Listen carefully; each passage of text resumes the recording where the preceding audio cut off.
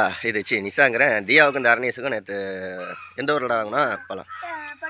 பட்டுக்கோட்டையில் ஒரு பழம் வாங்கிட்டு வந்தேன். எடுத்துக்காமி இது என்ன பழம்னே தெரியல. எவ்வளோ நிஷா கிலோ? கிலோ 30 ரூபாயாங்க.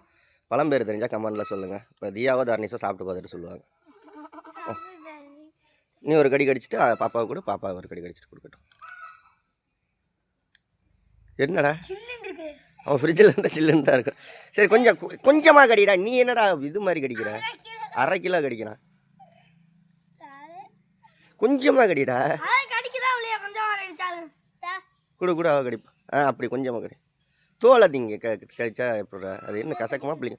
கடிப்பில்ல அங்கிட்டே ஓரமா கொஞ்சமாக கடிப்பில்ல. எங்கே பத்தியாக கடிச்சாரலாம் பார்ப்போம். எலிப்பல் எப்படி இருக்கு?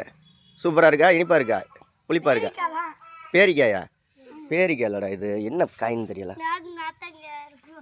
சரி, ஸ்கூலுக்கு ஸ்நாக்ஸ் எடுத்து போங்க. இது ஆப்பிள் கிடையாதாண்ணா? இது ஆப்பிள் இல்லை. சின்ன ஆப்பிளும் பச்சை கலரில் இதே மாதிரி இருக்கும். இது ஆப்பிள் கிடையாதாண்ணா? இது கல் மாதிரி இருக்குது. என்ன தண்ணி பழம் மாதிரி இருக்குது.